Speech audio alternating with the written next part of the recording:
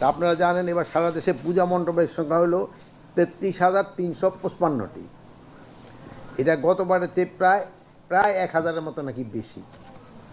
দুর্গা পূজা উপলক্ষে 24শে সেপ্টেম্বর থেকে প্রতিটি পূজা মণ্ডপে আনসার সদস্যরা নিরাপত্তা রক্ষার দায়িত্বে পালন শুরু করে দিয়েছে এবং তারা এই 2রা অক্টোবর পর্যন্ত এই মোট 9 দিন ওখানে দায়িত্ব পালন করবেন। এবং এই দুর্গা পূজা নির্বিঘ্ন উদযাপনের জন্য সারা দেশে প্রায় এখানে লেখা আছে 1 লক্ষ সেনাবাহিনীর মতো সদস্য নিয়োজিত থাকবে, মানে সশস্ত্র বাহিনীর সদস্য নিয়োগ থাকবে। সীমান্ত এলাকায় সারা দেশে প্রায় 2,857টি পূজা মণ্ডপে আইন শৃঙ্খলা পরিস্থিতি নিয়ন্ত্রণ করে 24টি বেস ক্যাম্প স্থাপন করা হয়েছে এবং সারা দেশে পূজা মণ্ডপের সার্বিক নিরাপত্তা নিশ্চিতে কাজ করছে বিজিবির 430টি প্লাটুন। প্রতিটি পূজা মণ্ডপে কমিটির 7 জন সদস্য পালাক্রমে 24 ঘন্টা তারা দায়িত্ব পালন করবে।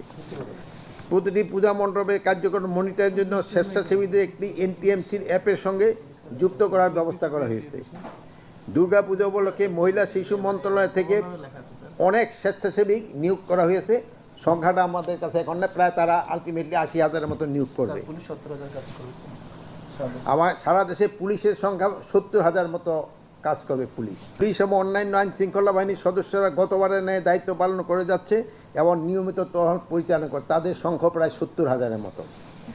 ঝুঁকিপূর্ণ মন্দির পূজা মণ্ডপের গোয়েন্দা নজরদারিও জোরদার করা হয়েছে।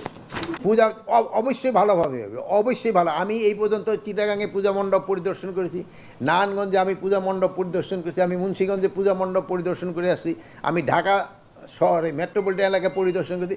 কোথাও কারো ভিতরে কোনো ধরনের শঙ্কা নেই।